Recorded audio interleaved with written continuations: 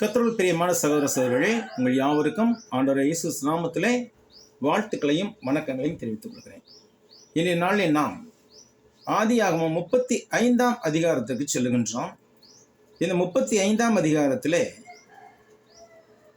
அநேக விஷயங்கள் நடக்கின்றன.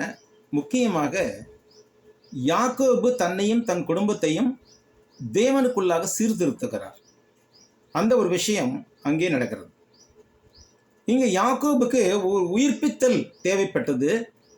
எனவே யாக்கோபு அங்கே மீண்டுமாய் உயிர்ப்பிக்கப்பட்டார். எப்படி என்று பார்க்கின்ற பொழுது, இங்கே முதல் வசனத்தில் இந்த ஆதியாகமம் 35ஆம் அதிகாரம் முதல் வசனத்திலே என்ன சொல்லுகிறது என்பதை முதலில் பார்ப்போம்.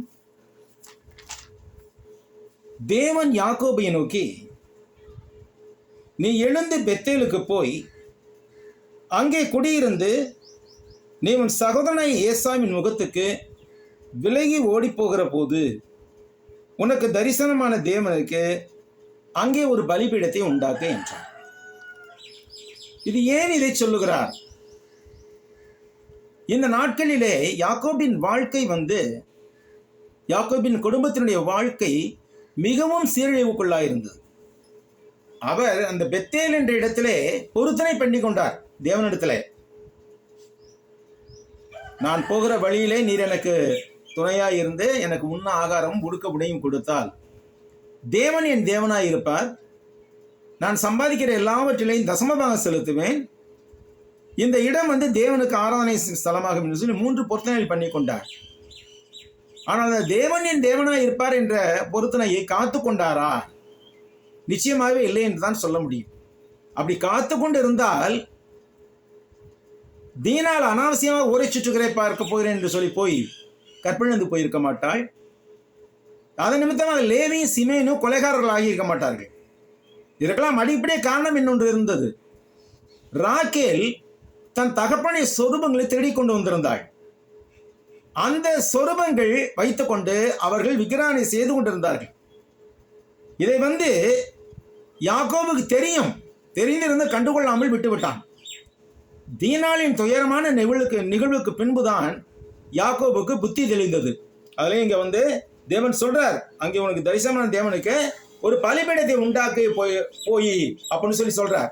எனவே இங்கே தீனாளின் துயரமான நிகழ்வுக்கு பின்புதான் யாக்கோபுக்கு புத்தி தெளிந்தது. தீனால் கற்பிழந்தவளானால் இது நிமித்தம் லேவியும் சிமியோனும் கொலைகாரர்களானார்கள். ஏற்கனவே ராக்கேல் தன் தகப்பனின் சுரூபங்களை திருடி கொண்டு அவற்றை வழிபட்டுக் கொண்டிருந்தாள்.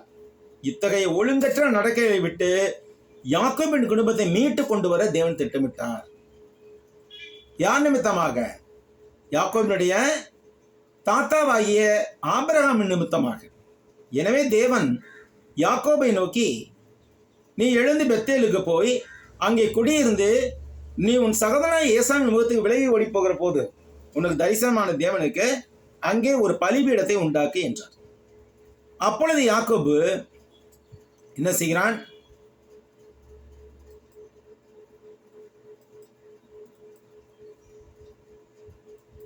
அங்கே யாக்கோபு போகிறார். அப்பொழுது யாக்கோபு தன் வீட்டாரையும் தன்னோட கூட இருந்த மற்ற அனைவரையும் நோக்கி, உங்களிடத்தில் இருக்கிற அந்நிய தெய்வங்களை விலக்கி போட்டு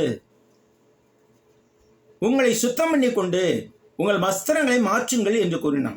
எனவே யாக்கோபுக்கு தன் குடும்பத்தில் உள்ளவர்கள் அந்நிய தெய்வங்களை வழிபட்டது தெரிந்திருந்தது. ஆனால் அவர்களுக்கு இதுவரையில் அவன் புத்தி சொல்லவும் இல்லை, அதை கண்டனம் பண்ணவும் இல்லை. அது சௌரியத்தை செஞ்சுட்டு போகட்டும் என்று நினைத்துக் கொண்டிருந்தான். ஆனால் இப்போது என்னவாயிற்று? யாக்கோபு தன் குடும்பத்தை ஒழுங்குபடுத்த நினைத்து அதன்படி செயல்பட்டான். அவன் தன் குடும்பத்தார் யாவரிடமும் என்ன சொல்லுகிறான்? நாம் எழுந்து பெத்தேலுக்கு போவோம், வாருங்கள். அங்கே எனக்கு ஆபத்து ஏற்பட்ட நாளில் என் விண்ணப்பத்திற்கு உத்தரவு அருளி செய்து நான் நடந்த வழியிலே என்னோட கூட இருந்த தேவனுக்கு அங்கே ஒரு பலிபீடத்தை உண்டாக்குவேன் என்றான். அப்பொழுது அவர்கள் தங்கள் கையில் இருந்த எல்லா அந்நிய தெய்வங்களையும் தங்கள் காதணிகளையும் யாக்கோபிடத்தில் கொடுத்தார்கள். யாக்கோபு அவைகளை சீகேம் ஊர் அருகே இருந்த ஒரு கர்வாலி மரத்தின் கீழ் புதைத்து போட்டான். பின்பு பிரயாணம் புறப்பட்டார்கள். அவர்களை சுற்றிலும் இருந்த பட்டணத்தாருக்கு தேவனாலே பயங்கரம் உண்டானதினால் அவர்கள் யாக்கோபின் குமாரரை பின்தொடராதிருந்தார்கள். அடுத்ததாக பார்க்கின்றோம், யாக்கோபு பெத்தேலுக்கு வந்த பிற்பாடு, அந்த இடத்துக்கு முன்னாள் பெயர் லூஸ். யாக்கோபு அந்த இடத்துக்கு வைத்த பெயர் பெத்தேல். பெத் என்றால் வீடுன்னு சொல்லி அர்த்தம். ஏல் என்றால் தேவன், தேவனுடைய வீடு என்று சொல்லி அர்த்தத்திலே பெத் ஏல் என்று சொல்லி வைத்தான். ஏற்கனவே சொல்லியிருக்கோம், பெத் லகேம் என்றால் அப்பம், அப்பத்தின் வீடு என்பதுதான் பெத் லகேம் என்று சொல்லப்பட்டது. அது மாதிரி பெத் ஏல் என்றால் தேவனுடைய வீடு என்று சொல்லப்பட்டது. பின்பு யாக்கோபு தன் மாமன் வீட்டுக்கு பயணமான போது தேவனில் பொருத்தனை செய்து கொண்ட இடமான பெத்தேலுக்கு வந்தான். அங்கே அவன் ஒரு பலிபீடத்தை கட்டி தன் சகோதரனுடைய முகத்துக்கு தப்பி ஓடின போது அங்கே தனக்கு தேவன் தரிசனமானபடியால் அந்த ஸ்தலத்துக்கு ஏல் பெத்தேல் என்று பெயரிட்டான். அத்துடன் இந்த அத்தியாயத்தில் கூறப்படும் 3 மரணங்களில் முதலாவது மரணம் இங்கு நிகழ்ந்தது. அதாவது ரெபேக்காளின் தாதியாகிய தெபோரால் மரித்து பெத்தேலுக்கு சமீபமாயிருந்த ஒரு கர்வாலி மரத்தின் கீழ் அடக்கம் பண்ணப்பட்டாள். சீக்கியம் ஊர் அருகே இருந்த கர்வாலி மரத்தின் கீழே விக்கிரகங்களையும் காதணிகளையும் புதைத்து போட்டான். இங்கே பெத்தேலுக்கு சமீபமாக இருந்த ஒரு கர்வாலி மரத்தின் கீழ் தெபோராலை புதைக்கிறார்கள். அதற்கு அல்லோன் பாபுத் என்னும் பேர் உண்டாயிற்று.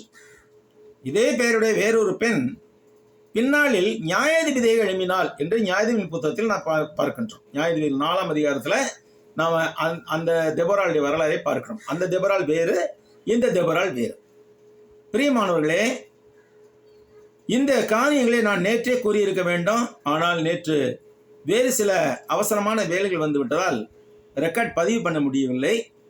எனவே இன்றைக்கு நான் ரெக்கார்ட் பதிவு பண்ணுகிறேன். இதை தொடர்ந்து வருகின்ற காரியங்களை நாம் நாளை தினம் ஆராய்ந்து பார்ப்போம். கர்த்தர் தாமே நம்மை ஆசீர்வதிப்பாராக. தொடர்ந்து இந்த வீடியோக்களை பார்த்து கொண்டு வருவதற்காக உங்களுக்கு நன்றி செலுத்துகிறேன். இன்னும் சப்ஸ்கிரைப் செய்வதற்கு சப்ஸ்கிரைப் பண்ணி கொண்டுகள்.